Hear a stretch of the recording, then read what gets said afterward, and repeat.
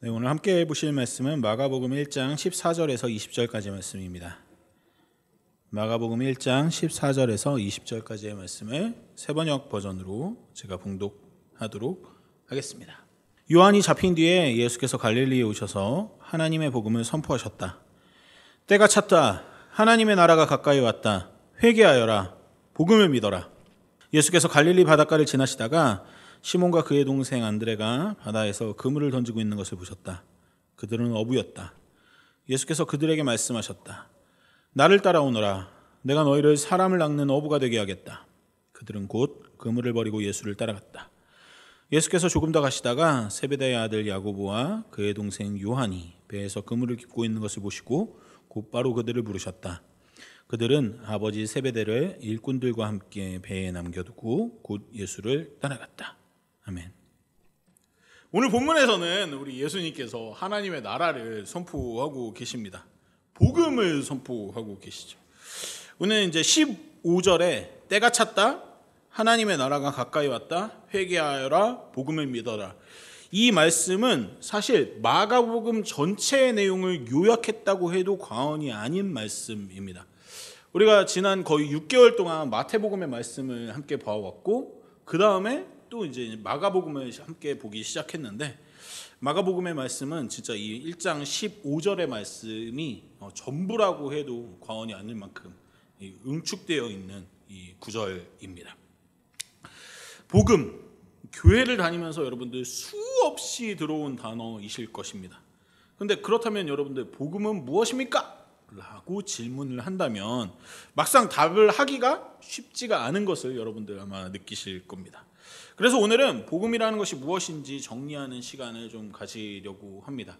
근데 이 복음이라는 것이 무엇인지를 정리하고 이 마가복음 1장 15절의 말씀이 무엇인지를 정리하는 시간이 사실은 우리가 앞으로 마가복음을 전체적으로 바라보는데 큰 도움이 될 거라고 생각을 해서 준비를 하다 보니까 아무래도 조금은 개념을 정리하는 이런 부분들이 있다 보니까 여러분들이 조금만 집중해 주시면 네, 도움이 충분히 될 수 있을 거라고 생각을 합니다. PPT를 한 장 띄워주시면은 교회 안에서 복음이라는 단어는 크게 두 가지 방식으로 사용이 됩니다. 먼저는 가장 우리가 잘 알고 있는 익숙한 복음의 개념은 십자가 속죄의 복음입니다. 이게 전통적인 교회에서 가장 익숙한 해석이죠. 마틴 루터 이후로 사실은 교회는 쭉 이러한 해석을 가장 복음에 대한 기본적인 해석으로 가지고 있었습니다. 우리가 십자가에 달리시고 부활하신 예수님을 믿기만 한다면 구원을 받는다라는 사실, 그게 복된 소식이죠. 그리고 그 예수님을 믿기만 하면 우리가 어떠한 죄를 졌다 하더라도 그러한 모든 상황들이 믿음으로 의롭게 여김을 받고 천국에 갈 수 있게 된다는 것, 이것이 교회에서 계속해서 말해온 십자가 속죄의 복음입니다. 하지만 이것만으로는 예수님께서 말씀하신 복음의 내용을 다 설명하기가 어렵습니다. 당장 오늘 본문만 봐도 예수님께서 복음을 선포하시고 복음을 믿으라고 하시는데 사실 지금은 십자가의 근처에도 가지 않으신 상황인데 복음을 믿으라고 예수님께서 말씀하신다는 말이죠. 그렇기 때문에 예수님이 선포하시는 복음은 십자가 속죄의 복음보다 범위가 더 넓은 복음입니다. 십자가 속죄의 복음이 복음이 아니라는 소리가 아니라 예수님이 말씀하신 게 훨씬 더 크다라는 거예요. 예수님은 오늘 본문에서 복음을 선포하시면서 무엇이 가까웠다고 말씀하시냐면 하나님의 나라가 가까웠다고 말씀하십니다. 하나님의 나라가 가까운 것이 왜 복음이 되는 것입니까? 이것을 이해하려면 오늘 예수님의 말씀을 듣고 있는 사람들이 어떤 배경 지식을 가지고 이 말씀을 듣고 있는지를 알아보면 도움이 될 것 같습니다. 이사야 52장 7절 말씀을 세번역 버전으로 읽어드리겠습니다. 놀랍고도 반가워라. 희소식을 전하려고 산을 넘어 달려오는 저발이여. 평화가 왔다고 외치며 복된 희소식을 전하는구나. 구원이 이르렀다고 선포하면서 시온을 보고 이르기를 너의 하나님께서 통치하신다 하는구나. 여기에서 희소식이라고 번역된 단어가 오늘 본문에서 복음이라고 번역된 단어와 똑같은 의미를 가지고 있는 단어입니다. 지금 이사야 선지자가 오늘 이 말씀에서 선포하고 있는 희소식, 그리고 구원이라고 말하는 이 복음이 무엇이냐면 현재 이 이사야의 말씀을 듣고 있는 사람들은, 그리고 기록하고 있는 사람들은 바벨론에서 포로 생활을 하고 있는 이스라엘 백성들입니다. 그런데 그런 사람들이 그 포로 생활에서 해방되어서, 바벨론 제국에서 해방되어서 하나님의 통치 안으로 들어오겠다, 그 얘기가 희소식이고 복음이고 구원인 것입니다. 다시 말해서 구약시대의 사람들이 가지고 있는 복음에 대한 이해는 바벨론 제국 혹은 어떤 다른 제국의 지배에서 벗어나서 하나님의 통치 영역 안으로 들어가는 것, 그게 복음이었습니다. 그렇기 때문에 예수님의 복음 선포를 들은 사람들은 어떤 생각을 하는 게 자연스럽냐면, 그 당시 이스라엘 민족들을 지배하고 있었던 로마 제국을 떠올리면서 이 말씀을 듣게 되는 겁니다. 모세 시대에 복된 소식은 뭐였죠? 애굽의 통치에서 벗어나는 것, 그것이 구원이고 탈출이고 해방이었습니다. 이사야 시대에는요, 바벨론 제국의 포로 생활을 끝낼 수 있다라는 게 복음이었습니다. 그렇기에 예수님의 복음 선포를 들은 사람들은 모세보다 크다고 하시고 이사야보다 크다고 하시는 예수님의 저 복음 선포는 지금 우리를 지배하고 있는 로마로부터의 해방, 그 지배로부터의 해방이 복음이라는 것들을 사람들이 이해하면서 듣고 있는 것이죠. 그래서 사실 우리가 유대인들이 왜 이때 예수님의 복음을 그렇게 오해하냐, 왜 막 이스라엘의 해방으로만 그렇게 좁게 이해하냐라고 답답해하면서 우리는 보지만, 사실 이 당시의 배경을 가지고 있는 사람들에게는 그 이해가 너무나도 당연한 이해였던 거죠. 아마 우리들도 그 당시에 있었다고 한다면은 그 똑같은 이해를 가지고 이스라엘 민족이 이제는 왕이 될 거야, 뭐 이런 식으로 생각을 했을 것 같습니다. 하지만 이미 여러분들도 아시다시피 예수님이 말씀하신 복음은 단순히 로마의 지배에서만 벗어나는 복음이 아니었습니다. 로마보다 훨씬 더 큰 존재인 죄의 지배에서 벗어나는 것을 의미했습니다. 로마서 6장 6절 말씀을 제가 읽어드리겠습니다. 우리의 옛사람이 그리스도와 함께 십자가에 달려 죽은 것은 죄의 몸을 멸하여서 우리가 다시는 죄의 노예가 되지 않게 하려는 것임을 우리는 압니다. 이게 바울이 이해하고 있는 예수님의 복음의 정수입니다. 예수님의 복음은 단순히 이 애굽의 지배, 바벨론의 지배, 로마의 지배만을 벗어나는 것이 아니라 그들로 대표되는 사탄의 세력인 죄의 지배에서 벗어나게 하는 것이 예수님이 말씀하시는 복음의 내용입니다. 그러면은 그 예수님이 벗어나게 하려는 그 죄의 지배는 무엇입니까? 이것도 PPT를 한번 띄워주시면은 크게 두 가지로 생각해 볼 수 있겠습니다. 먼저는 우리를 둘러싸고 있는 불가피한 환경입니다. 보통 이 환경은 우리 개개인이 어찌할 수 없을 만큼 너무 거대하고 조직적입니다. 그리고 그 환경의 영향으로 우리 개개인은 이 내면화된 충동이라고 써놨는데, 개개인은 개별적인 죄들을 짓고 살아가는 거죠. 그러니까 사실 우리는 어떤 유튜브를 통해서 어떤 개발도상국이나 우리보다도 조금 더 잘 못 사는 나라들의 범죄들이 만연한 것들을 보면서 의식 수준이 다르다, 이런 식으로 해석하는 경우가 있는데, 그게 조금은 안타까운 해석인 거죠. 사실은 우리가 도덕적으로 우월한 유전자를 가지고 있거나 그래서가 아니라 그 환경 속에서 뭔가 도덕적인 행동들이 더 우월하게 여겨질 수 없는 환경 속에서 살아가는 사람들은 어쩔 수 없이 그 환경의 지배 속에서 그 충동이 더 강렬하고 더 행동으로 이어지기가 쉬운 사회 속에서 살아가는 것입니다.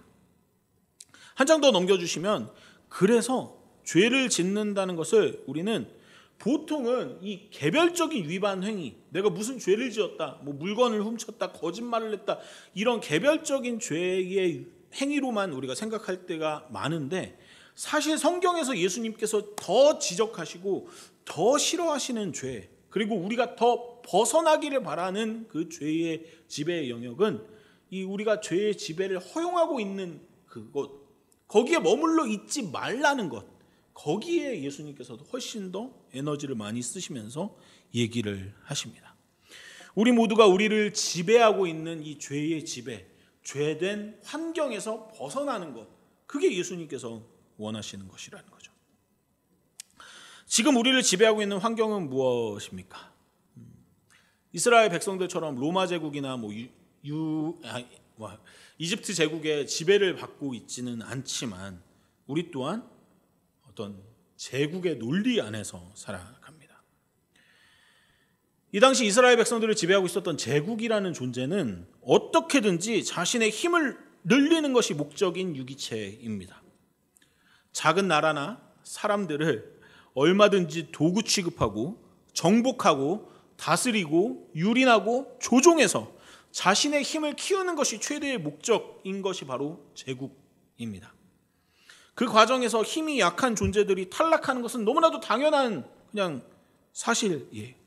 승자가 모든 것을 가지는 것, 승자 독식의 결과 또한 당연합니다. 권력과 물질이 그 무엇보다도 우선되는 사회, 그것이 바로 제국의 논리가 지배하는 사회입니다. 우리는 지금 현재는 눈에 보이는 제국의 지배를 받고 있지는 않죠. 물론 그렇게 해석을 하시는 분들도 있긴 하지만 어쨌든 눈에 보이는 제국의 통치를 받고 있지는 않습니다.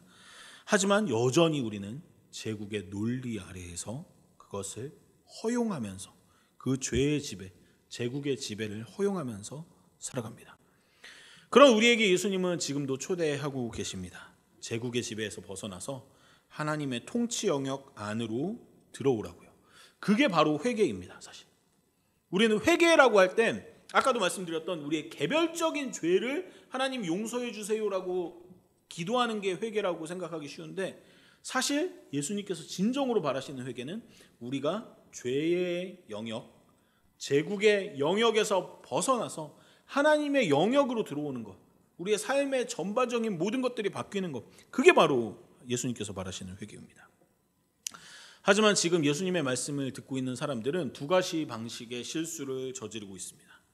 하나는 하나님을 믿는다고는 고백하지만 그 누구보다도 제국적인 방식으로 살아가고 있는 사람들입니다. 그게 바로 이 당시의 유대 지도자들, 종교 지도자들이었죠. 이들은 하나님을 믿는다고는 하지만 하나님의 나라를 결코 바라지 않아요. 오히려 지금이 너무 좋습니다. 제국의 통치 아래에서, 제국의 지배 아래에서 자신들의 권력을 마음껏 사용할 수 있는 지금이 너무나도 행복해요. 풍성하게 권력을 누리고 있기 때문에 어떤 변화도 바라지 않습니다. 오히려 지금 와서 뜬금없이 하나님의 나라가 이루어져야 된다라고 선포하고 있는 예수님이 안이 꼽게 보일 뿐입니다. 하나님의 나라를 소망하는 사람들도 사실 크게 다르지 않습니다. 그 사람들이 소망하는 하나님의 나라는 예수님의 선포하시는 복음의 내용과는 조금 다른 거죠. 로마 제국이 망하고 이스라엘 사람들이 떵떵거리면서 살 수 있는 또 하나의 제국을 소망하고 있을 뿐입니다. 거기서 예수님이 왕 되어주세요, 그리고 우리를 다스려주세요 라고 생각하는 것이 호산나 다윗의 자손을 외쳤던 이스라엘 백성들의 대부분의 마음이었던 것입니다. 하지만 우리라고 다르겠습니까? 예수님을 믿는다고 하는 지금의 우리가 하는 기도와 삶을 돌아보면 우리도 그들과 크게 다르지 않습니다. 하나님을 믿는다고 하지만 그 하나님이 나를 성공시켜 주길 바라고, 나를 더 풍성한 물질 가운데 거하게 해줬으면 좋겠고, 나를 더 명예롭고 권력 있는 존재로 만들어주길 원합니다. 우리의 기도 속에 하나님의 나라를 구하는 기도는 찾아보기가 어렵죠. 그냥 이 제국의 삶이 좋사오니 이곳에서 내가 부족함 없이 살아가게 해 주십시오. 좀 더 든든한 제국적 삶을 위해서 하나님의 이름을, 예수님의 이름을 베팅하는 데 사용하는 건 아닌지 돌아볼 필요가 있습니다. 다시 말하지만 예수님은 제국적 방식을 잘 살아내게 하기 위해서 복음을 선포하시는 것이 아닙니다. 거기서 빠져나와서 하나님 나라의 방식으로 살아가라고 우리를 초대하고 계십니다. 제국적 방식으로 살아서는 결코 행복해질 수 없기 때문에 우리가 하나님 나라의 방식으로 행복해지길 바라는 간절한 마음으로 예수님은 초대하고 계십니다. 그리고 그것이 바로 구원이라고 말씀하십니다. 하지만 사람들은 이해하지 못합니다. 당연합니다. 그들에게는 하나님 나라의 방식, 그것을 경험해 본 적이 없습니다. 하나님 나라의 방식, 그게 뭔데? 우리는 제국적 방식이 익숙한데 어떻게 이 안에서 살아남을지, 그냥 오늘 하루에 밥 먹고 살지 이것조차도 빡빡한데 무슨 삶의 방식을 바꿔서 하나님 나라로 가냐? 이게 당연한 반응입니다. 그들은 태어나서 지금까지 제국적 환경 안에서만 살아왔으니까요. 잠시 여기서 제 얘기를 드리자면 저는 실제적인 구원을 경험해 본 적이 있습니다. 여기서 구원은 좀 기독교에서 말하는 구원하고는 좀 다른 구원인데, 다른 종교의 구원 이런 게 아니고요. 어쨌든 의아하게 지금 바라보시는데, 네, 그건 제 아내를 통한 구원입니다. 이거 원고 써놓고 이거 어떻게 말하나 걱정했는데 오늘 아내가 아파가지고 못 와가지고 더 편하게 말할 수 있겠네요. 저는 유년 시절의 상처 때문에 오랜 시간 고통받아 왔고 그 문제는 해결되지 않는 문제라고 생각했습니다. 심지어 저는 결혼하지 않아야 될 존재라고 생각하기도 했습니다. 아이를 낳고 폭력의 연쇄가 계속해서 이어지는 것이 너무너무 공포스럽고 싫었기 때문입니다. 그런 제게는 행복한 가정? 그게 뭔데? 가족끼리 사랑한다고? 그게 뭔데가 익숙한 사람이었습니다. 그러니까 하나님 나라 그게 뭔데? 라고 생각하는 이스라엘 백성과 행복한 가정? 그게 뭔데? 라고 생각하는 제가 좀 닮아 있음을 생각합니다. 그런데 아내를 만나고 아내와 결혼하고 아내와 살면서 그 두려움들이 점차 사라지기 시작했습니다. 제가 경험한 가족이라고는 유년 시절에 가족이라고 이름 붙여진 그 관계밖에 없었는데 아내 덕분에 그것이 가족의 전부가 아니라는 것을 깨닫고 빠져나올 수 있었습니다. 단 한순간에 그렇게 된 것이 아니라 정말로 매일 함께하는 일상 속에서 함께 나누는 대화 속에서 구원의 경험치는 계속 쌓여갔고 결국 전 그것이 제 구원이라고 자신 있게 말할 수 있게 되었습니다. 제가 경험한 또 한 가지의 구원이 있습니다. 그거는 지금 계속해서 경험치를 쌓아가고 있는 구원인데 바로 여러분들입니다. 사실 함께 웃음교회를 시작하기 전에 저는 작은 절망에 빠질 것만 같은 그런 상황이었습니다. 정말 이 시대에 이상적인 교회라는 게 가능할까? 설령 가능한다 하더라도 그것을 내가 경험할 수는 있을까? 이상적인 공동체 그게 뭔데? 맨날 저는 사실 설교에서 특강에서 이상적인 공동체에 대해서 이야기를 해왔지만 실제로는 내가 살아가는 이 한국교회의 교회 환경 속에서 그게 가능할까? 그 질문이 제 안에는 끊임없이 이어졌던 순간이 바로 함께 웃음교회를 시작하기 전의 제 모습이었습니다. 그런데 교회가 시작되고 여러분들 한 사람 한 사람과 지난 6개월 동안 함께 하면서 저는 정말 제 안에 새로운 희망이 조금씩 실체화되는 것들을 느끼곤 합니다. 사실 오늘 설교를 준비하면서 원래의 결론은 우리 하나님의 나라를 꿈꾸어야 하는 사람들입니다. 죄의 영역에서 벗어나서 하나님 나라를 꿈꾸는 사람답게 좀 살아갑시다. 이런 식의 좀 진부하고 뭔가 혼내는 것 같은 그런 설교였습니다. 근데 이번 주에 온라인 모임을 하는데 이 온라인 모임이 도통 끝나지를 않는 거예요. 역대급 11시 57분까지 온라인 모임이 이어졌는데 그 온라인 모임을 하면서 지금 우리 공동체에 필요한 메시지는 이게 아니겠다라는 생각이 들면서 조금 방향을 바꿨습니다. 지난 온라인 모임에서 이런 질문이 나왔습니다. 교회가 정말 이상적인 공동체, 하나님 나라를 닮은 공동체가 될 수 있습니까? 교회가 정말 가족 같은 공동체가 될 수 있나요? 네, 이런 질문이 나왔어요. 사실 저는 목회자로 살아가면서 자주 들어온 질문이에요. 특히나 예전 1청년부 때 제가 맨날 특강만 하면 이상적인 공동체 얘기하고 하나님 나라를 닮은 공동체 얘기하니까 그 질문 많이 들었었습니다. 그게 가능합니까? 그때는 근데 제가 속한 교회 전부를 몇천 명이 모이는 그 교회 전부를 하나님의 나라를 닮은 공동체로 만들어가는 거는 제 안에도 뭔가 이렇게 계산이 되어지지 않는 일이라서 제가 속한 1청년부 공동체만이라도 그런 공동체가 되기를 바라는 마음으로 부단히 애를 썼던 것 같습니다. 사실 많이 싫어했던 프로그램 중에 하나가 뭐였냐면 이 주먹 인사하는 거였어요. 이렇게 몇십 명이 둘러서가지고 막 1시간, 2시간씩 이렇게 진짜 주먹 인사 왜 해요라는 그 컴플레인을 진짜 몇 번씩이나 받았는지 모르겠어요.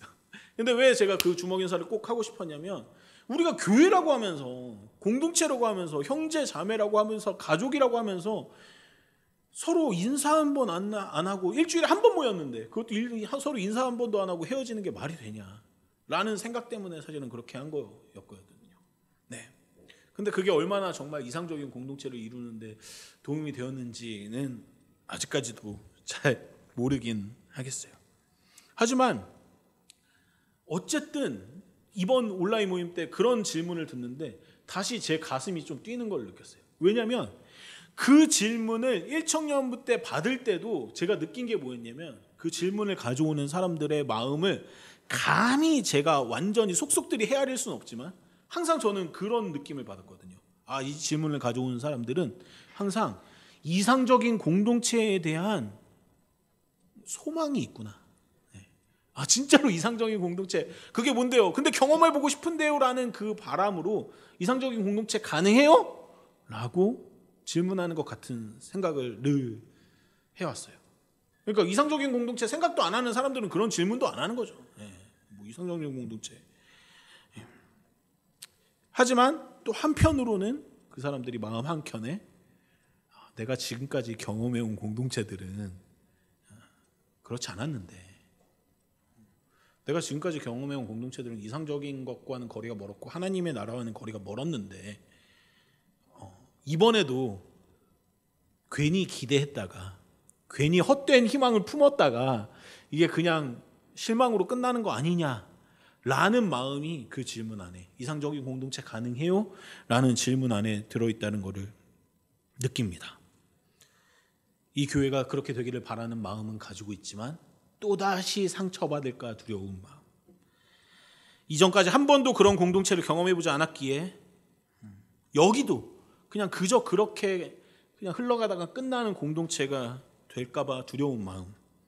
저는 그 마음이 그 질문 속에서 항상 들렸던 것 같습니다. 저는 우리 함께 웃음교회가 또 하나의 구원을 경험하는 공동체가 되면 좋겠습니다. 제국적인 방식이 너무나도 익숙해 있던 우리들이 이곳에서 정말 하나님의 나라를 경험할 수 있었으면 좋겠습니다. 그래서 우리 함께 한다는 사실 그 자체가 복된 소식, 복음이 될 수 있었으면 좋겠습니다. 정말 너무나도 간절한 바람입니다. 제 안에서 계속해서 꿈꿔오는 바람이고요. 하지만 물론 제 안에도 두려움이 있습니다. 사실 하나님의 나라를 경험하는 공동체, 가족 같은 공동체, 아니 그 가족 그 이상이 되는 공동체, 누군들 경험하고 싶지 않겠어요. 저도 너무 간절히 바라지만 지금까지 우리가 경험한 공동체들이 상처, 실망, 배신감, 아픔들 이런 것들을 너무나도 우리에게 주었다는 걸 알고 있기 때문에 우리의 꿈이 정말 꿈으로만 끝나게 될까 봐 저도 여전히 또 두렵기도 합니다. 하지만 예수님은 상처와 절망으로 가득한 세계 속으로 오셨습니다.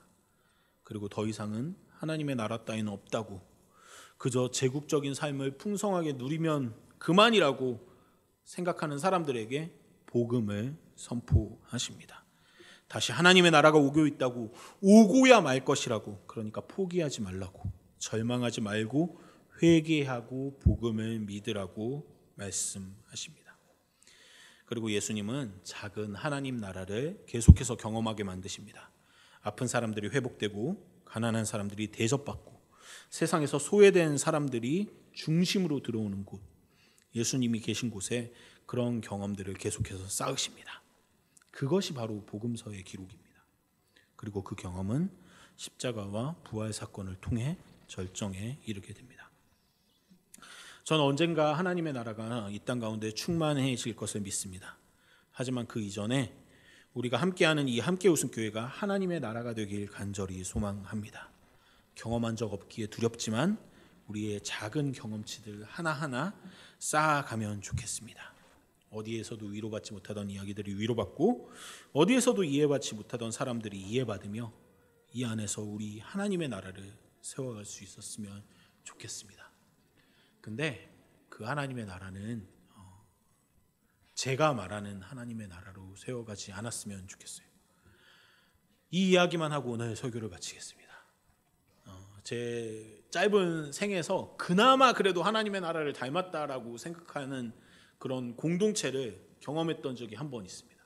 그건 여러분들한테 가끔씩 언급했던 20대 후반에 제가 온 전부를 바쳤던 거제 공동체였습니다. 거제도까지 매일 왔다 갔다 하면, 매일이 아니죠, 매주 왔다 갔다 하면서 그렇게 예배를 드렸던, 이곳이라면 정말 하나님의 나라를 닮은 공동체를 이룰 수 있겠다라는 느낌이 가장 강하게 들었던 공동체였죠.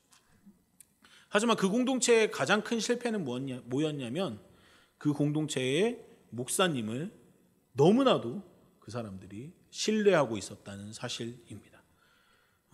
신뢰 좋죠. 신뢰 좋은데 그냥 그 신뢰가 너무 지나쳐서 그 목사님이 말하는 것이 진리이고 그 목사님이 말하는 것이 우리 공동체가 나아가야 할 절대적인 방향이고 그 목사님의 철학에 따라서 우리가 한 몸이 되어서 움직여야 된다고 생각하는 그런 공동체였습니다. 그러니까 모든 것들이 일사불란하게 진행이 되죠. 착착착착 퀄리티도 좋게 뭔가 만들어집니다. 그 목사님의 입맛에 맞아야 되니까. 근데 저는 그게 그 공동체의 아주 치명적인 실패 요인이었다라고 생각합니다. 그래서 저는 지금도 여러분들께 말씀드립니다. 우리가 함께 하나님의 나라를 소망한다는 것은 제가 하나님의 나라의 형태를 제시하고 여러분들이 따라오는 형태가 되어서는 안 됩니다. 여러분들 각자가 생각하고 있는, 여러분들 각자가 소망하고 있는 하나님의 나라에 대한 이상들이 이 안에서 함께 나눠지고 그것들이 함께 모여져서 우리만의, 함께 웃음 교회만의 하나님의 나라가 만들어져야 된다고 생각합니다.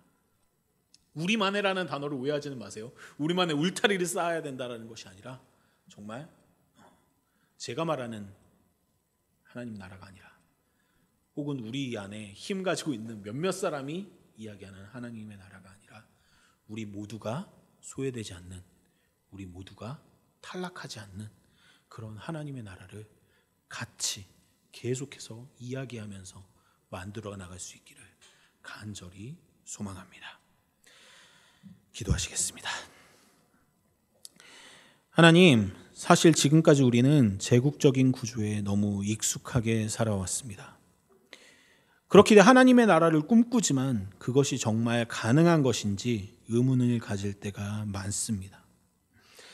이 땅에서 하나님의 나라를 경험하게 만들어야 하는 가장 중요한 자리인 교회에서조차 우리 각자가 그런 경험이 턱없이 적기 때문입니다. 하나님, 우리가 함께 웃음교회 안에서 그런 경험을 정말 차근차근 쌓아나가길 원합니다. 누군가가 주인 되는 공동체가 아닌 하나님이 주인 되심으로, 하나님이 온전히 부모 되심으로 우리 모두가 서로를 진정한 자매로, 형제로 믿고 신뢰할 수 있는 그런 공동체가 되기를, 그래서 그 어느 곳보다 안전하고 행복한 하나님의 나라가 이곳에 있노라고 고백할 수 있는 그런 공동체가 되길 간절히 소망합니다. 언제나 우리의 머리 되시는 예수 그리스도 이름으로 기도드렸습니다. 아멘.